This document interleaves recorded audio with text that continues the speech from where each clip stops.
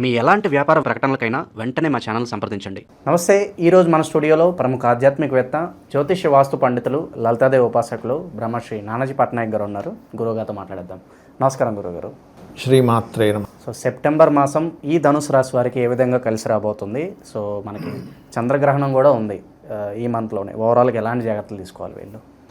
ఈ ధనస్సు వారికి మాత్రం 3వ స్థానంలో గ్రహణం చాలా మంచిదండి. అంటే డేర్ స్టెప్స్ తీసుకోవడానికి, కొన్ని మాట్లాడుకోవడానికి, అంటే ఏదైనా కొంత మూడ్లో గ్రహణం కాబట్టి ఏదైనా అగ్రిమెంట్స్ చేసుకునేటప్పుడు ఖచ్చితంగా చూసుకొని చేసుకోవాలి. ఇది డ్యామ్ షూర్గా చూసుకోవాలి. But no need to worry. 3వ స్థాన గ్రహణం చాలా మంచిదని చెప్తుంది శాస్త్రం. అలాగే వీరికి ఈ మంత్ ఫస్ట్ హాఫ్ అయిపోయిన తర్వాత, అంటే ఒక 15వ తేదీ తర్వాత నుంచి ఎప్పుడైతే దశమంలో బుధాదిత్య యోగము అంటారు, అంటే కెరియర్ స్థానంలో ఎప్పుడైతే బుధాదిత్య యోగం పడుతుందో, లగ్నాధిపతి వెళ్ళి ఒక కేంద్రంలో ఉన్నాడు. ఎలాగో ఇక్కడ 2 విషయాలు మనకి మంచి చేస్తాయి. ఒకటి, ఎప్పటి నుంచో బంధువర్గంలో వారిని వివాహం చేసుకోవాలి, ఒక మంచి పొజిషన్ ఉన్న వాళ్ళని వివాహం చేసుకోవాలి. కొంతమంది కొన్ని ఉంటాయి, ఫ్యాంటసీస్ ఉంటాయి. అంటే వాళ్ళు చదువుకున్న దానికంటే ఎక్కువ చదువుకున్న వాళ్ళు, లేదా మంచి బిజినెస్ మ్యాన్ని, కొన్ని ఫ్యాంటసీస్ ఉంటాయి. ఆ రకంగా వీళ్ళు అనుకున్న సంబంధం రావడానికి ఇప్పుడున్నటువంటి గ్రహస్థితి ఖచ్చితంగా యోగిస్తుంది. సంబంధానికి ఒకటి.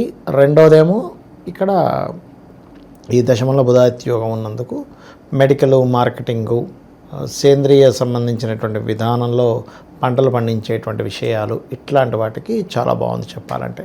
ఇక ఫైనాన్షియల్గా కనుక చూసుకుంటే ఆల్ ఆఫ్ సడన్గా వస్తాయి అనుకున్నది రాకపోవడం, ఇంక రాదులే అనుకున్నది రావడం, ఈ ఆల్ ఆఫ్ సడన్ చేంజెస్ కొన్ని ఉన్నాయి. ఇది ఫైనాన్స్ రిలేటెడ్ సంబంధించినటువంటి అంశాల్లో. అయితే ఇక్కడ పెద్ద మొత్తంలో 15వ తేదీ నుంచి ఎప్పుడైతే శుక్రుడు వెళ్ళి కేతువుతో కలుస్తున్నాడో, ఒక పాజిటివ్ ఒక నెగిటివ్ ఉంది ఇక్కడ. ఒకటి, 15వ తేదీ నుంచి ఒక 25 రోజుల పాటు బ్యాంకింగ్ ట్రాన్సాక్షన్స్ చేసేటప్పుడు ఖచ్చితంగా మనం ఒక్కొక్కసారి ఒక డిజిట్ కొట్టబోయి ఇంకో డిజిట్ కొడతాం, రాంగ్ వెళ్ళిపోతుంది, వాళ్ళకి పంపించేస్తాం.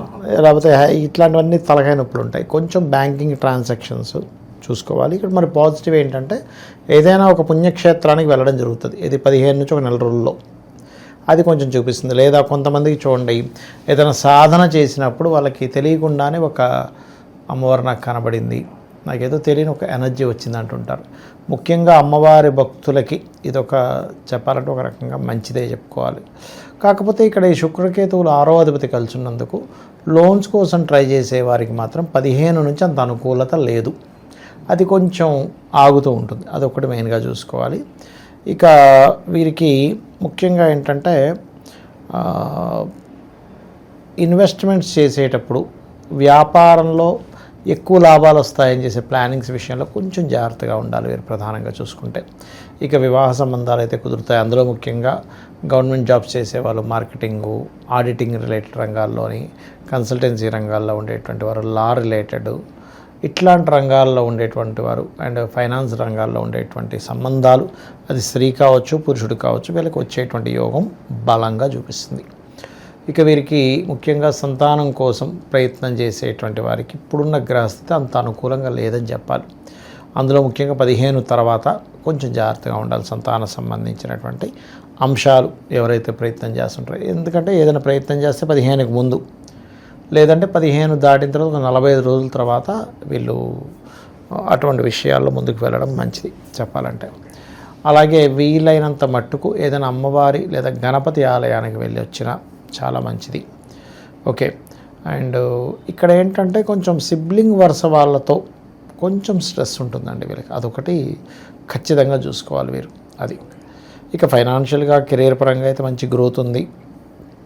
2 జాబ్స్ చేయడము, ఏదైనా వీళ్ళు జాబ్ ఒకటే కాకుండా సైడ్ ఏదైనా ఒక బిజినెస్, సెకండరీ ఇన్కమ్. ఎందుకంటే వీళ్ళకి ఎట్లాగో లగ్నాధిపతి ఎప్పుడైతే సప్తమంలో ఉన్నాడో 4-5 నెలల నుంచి సెకండరీ ఇన్కమ్ స్టార్ట్ అయింది ఆల్రెడీ వీళ్ళకి. ఎందుకంటే లగ్నాలు ఆడింది 7th కదా, బుధరాశిలో ఉన్న సెకండరీ ఇన్కమ్ ఒక బిజినెస్లో చిన్నగా సైడ్ ఇన్కమ్ వచ్చేస్తుంది వీళ్ళకి.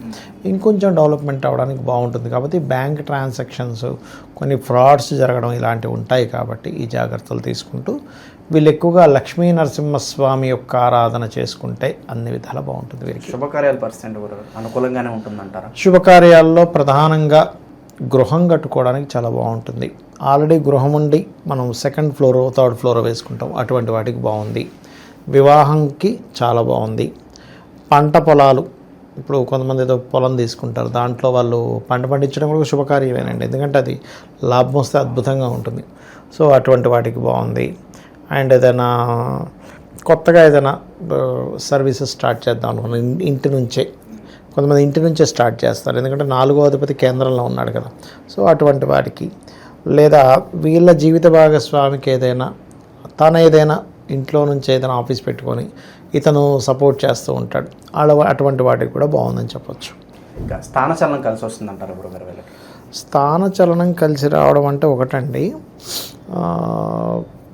లగ్నాధిపతి ఎప్పుడైతే సప్తమంలో ఉన్నాడో, డియోల్ సైన్లో వెళ్ళి కూర్చున్నాడో, ఇదేం జరుగుతుందంటే కొన్ని చోట్ల ఒక దగ్గర ఉండడం, ఇంకొన్ని అట్లా అంటే 2 ప్లేసెస్లో అటు ఇటు వాటిని చూసుకోవడం కోసం తిరగడం అనేటువంటిది ఉంటుంది. ఒక బిజినెస్, ఒక జాబ్ ఉన్నది అనుకోండి, సాటర్డే సండేస్ ఆ బిజినెస్లోకి వెళ్తాడు, అక్కడెక్కడ విజయవాడలో ఏదో ఉంటుంది ఒక ప్రాక్టీస్, హైదరాబాద్లో ఆఫీస్ ఉంటుంది, ఇట్లా ఏదైనా కొంచెం తిరగడం ఇలాంటివి ఉంటాయి.